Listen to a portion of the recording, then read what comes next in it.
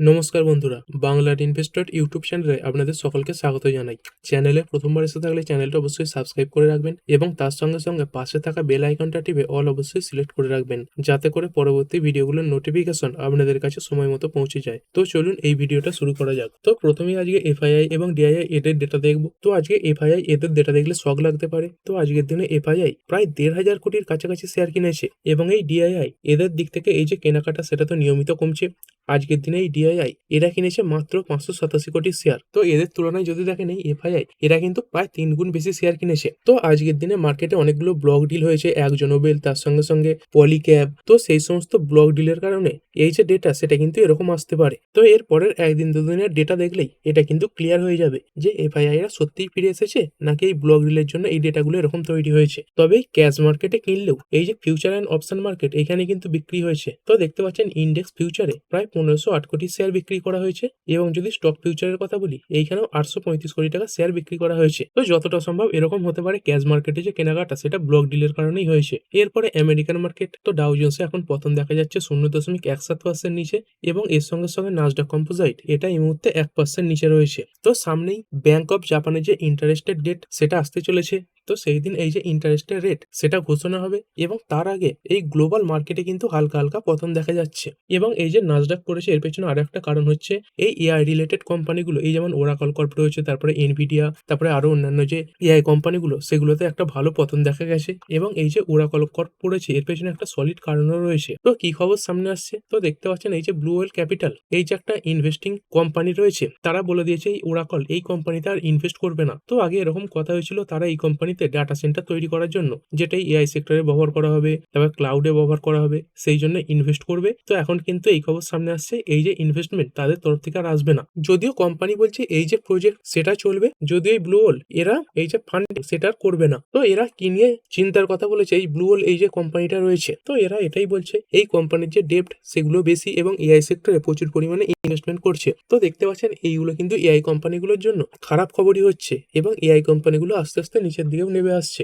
এরপরে Indian ADR গুলো, তো ইনফোসিসের এডিআর এটা 2.17% ওপরে, তারপরে উইপ্রো এডিআর এটা 1.61% ওপরে। তো এই আইটি কোম্পানিগুলো আজকে মোটামুটি ভালো পারফর্মই করছে। তারপরে এই আইসিআইসিআই ব্যাংকের এডিআর এটা 0.25% ডাউন, এইচডিএফসি ব্যাংকের এডিআর এটা 0.72% পড়েছে, ডক্টর রেড্ডি ল্যাব এটা 0.25% বাড়া, যাত্রা অনলাইন এটা 1.67% বেড়েছে। তো এই এডিআর এর দিক থেকে সেরকম কোনো চিন্তার ব্যাপার নেই, কিন্তু এই গিভ নিফটি এটা তো নিয়মিতই পড়ছে। তো দেখতে পাচ্ছেন এখন এই 25,900 নিচে কিন্তু নেমে এসেছে। এরপরে যদি কথা বলি ডোনাল্ড ট্রাম্পের ব্যাপারে, তো ডোনাল্ড ট্রাম্প তিনি আবার রাশিয়ার উপর নতুন করে স্যাংশনের কথা বলছেন। তো কি বলেছেন ডোনাল্ড ট্রাম্প, তো ডোনাল্ড ট্রাম্প এটাই বলছেন পুতিন যদি এই ইউক্রেনের সঙ্গে পিস ডিল রিজেক্ট করে দেয় তাহলে আবার এই রাশিয়ার উপর নতুন করে স্যাংশন এই ডোনাল্ড ট্রাম্প বসাবেন। তো এটা ইন্ডিয়ার জন্য কেন চিন্তার ব্যাপার, কারণ ইউএস আগের বারেও যখন রাশিয়ার উপর স্যাংশন বসিয়েছিল তখন এটাও বলে দিয়েছিল যে রাশিয়ার সঙ্গে সেই সমস্ত জিনিসগুলো নিয়ে যারা ডিল করবে সেই সমস্ত দেশের উপরেও স্যাংশন লাগানো হবে। আর আমরা এই রাশিয়া থেকে এখন প্রচুর পরিমাণে ক্রুড অয়েল কিনছি, তো এই নতুন করে যদি আবার স্যাংশন রাশিয়ার উপর বসে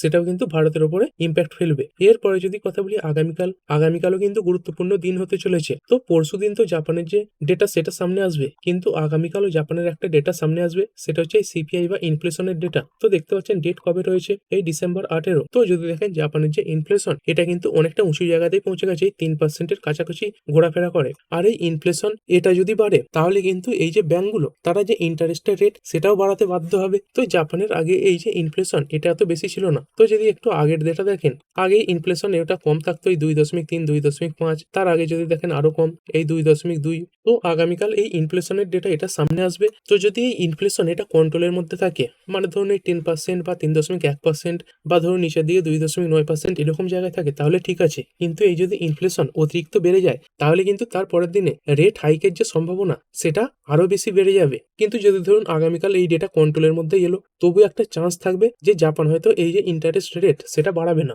এরপরে মিশো লিমিটেড আজকের দিনে 20%-এর আপার সার্কিল লাগিয়েছে এবং যদি দেখেন ইস্যু প্রাইস থেকে প্রায় কিন্তু 90 থেকে 95% ওপরে রয়েছে। তো এই অল্প দিনে প্রায় 100%-এর কাছাকাছি বেড়েও গেছে। তো আজকের দিনে কি খবরে 20%-এর আপার সার্কিল লাগালো, কারণ এমনিতে তো এখন রিটেল ট্রেডারদের রিটেল ইনভেস্টরদের ফোকাসে রয়েছে এবং তার সঙ্গে সঙ্গে এই যে ইউপিএস এই যে ব্রোকারটা রয়েছে তারা আবার বাইয়ের টার্গেটও দিয়েছে। তো এরপরে এই যে বাইং সেটা আরো বেশি বেড়ে গেছে। তারপরে কোম্পানি ইন্ডাসইন্ড ব্যাংক লিমিটেড তো আজকের দিনে 1.13% পড়ে গেছে। তো যদি দেখেন এক সময় প্রায় 2%-এর কাছাকাছি ডাউন ছিল, তো কি খবর সামনে আসছে, তো এর আগেই ইন্ডাসইন্ড ব্যাংকে বিভিন্ন গড়বড়ি দেখা গিয়েছিল, তো সেই নিয়ে সেই যে কেস, সেই ব্যাপারে এসএফআইও এরা কিন্তু তদন্ত করবে। তো এই এসএফআইও এর ফুল ফর্ম কি, তো স্পেশাল ফ্রড ইনভেস্টিগেশন অফিস। তো এইখানেই কেস চলে যাওয়া মানে এই ব্যাংকের বিরুদ্ধে কিন্তু খুব কঠোরভাবে একটা তদন্ত চলবে। তো এই খবরে আজকে সামান্য ডাউন হয়েছে। তারপরে কথা বলবো আইসিআইসিআই প্রুডেন্সিয়াল অ্যাসেট ম্যানেজমেন্ট এই যে আইপিওটার ব্যাপারে। তো আজকের দিনে কোম্পানির যে জিএমপি সেটা হঠাৎ বেশি বেড়ে গেছে। তো দেখতে পাচ্ছেন এর আগে এই যে জিএমপিটা 13.85% এরকম ছিল, তো আজকের দিনে দেখতে পাচ্ছেন এই যে জিএমপি এটা বেড়ে প্রায় 16.62%-এর কাছাকাছি চলে গেছে। তো এরকমটা হওয়ার কারণও রয়েছে,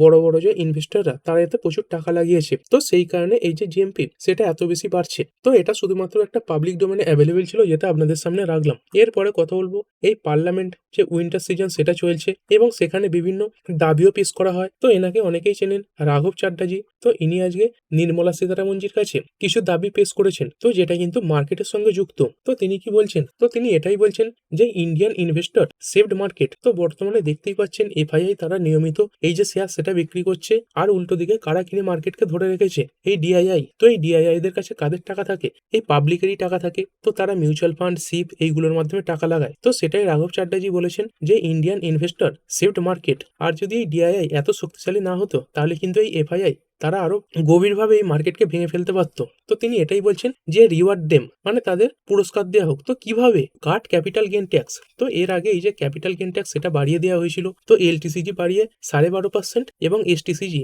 মানে এক বছরের মধ্যে বিক্রি করলে যে ট্যাক্স সেটা বাড়িয়ে 20% করা হয়েছিল। তো তিনি এই দাবি তুলেছেন এই যে ক্যাপিটাল গেন ট্যাক্স এটা যেন কমিয়ে দেওয়া হয়, এবং তার সঙ্গে সঙ্গে একটা এসটিটি লাগে মানে সিকিউরিটি ট্রানজাকশন ট্যাক্স, তো সেটা কমাবার কথাও কিন্তু তিনি উল্লেখ করেছেন। তো এবার দেখাই যাক যে বাজেটে এনার কথাকে বিবেচনা করা হয় কিনা। তো এরকমটা যদি হয় সেটা কিন্তু মার্কেটের জন্য খুব বড় একটা পজিটিভ ব্যাপার হবে। তো এর আগে যখন দেখেছিলাম বাজেটে এই ক্যাপিটাল গেইনস বাড়িয়ে দেওয়া হয়েছিল, তখন কিন্তু মার্কেটে বড় একটা ক্র্যাশও দেখা গিয়েছিল। এরপরে কথা বলবো মিউচুয়াল ফান্ডের ব্যাপারে। তো এই মিউচুয়াল ফান্ডের ট্যাক্সের যে সিস্টেম সেখানে আমূল পরিবর্তন করা হয়েছে। তো দেখতে পাচ্ছেন ইন্ডিয়ান মার্কেট রেগুলেটর মানে সেবি রিভাইসেস মিউচুয়াল ফান্ড ফিজ। তো এই মিউচুয়াল ফান্ডের যে ফিজ সেখানে পরিবর্তন করা হয়েছে। তো কি কি পরিবর্তন করা হয়েছে, মানে এই যে ফিজ সেগুলো অনেকটাই কমানো হয়েছে। তো একটা নতুন এক্সপেন্স রেশিও লঞ্চ করা হয়েছে, এই বেস এক্সপেন্স রেশিও। তো কিসের জন্য, ইমপ্রুভ কস্ট ট্রান্সপারেন্সি। তো এর আগে মিউচুয়াল ফান্ডের যে ফি সেগুলো একসঙ্গে বলে দেওয়া হতো, যার ফলে কিন্তু ইনভেস্টররা বুঝতে পারতো না যে কি কি কারণে এই ফি গুলো কাটা হচ্ছে, এবং তার সঙ্গে সঙ্গে এই সেপারেশন অফ স্ট্যাটুটরি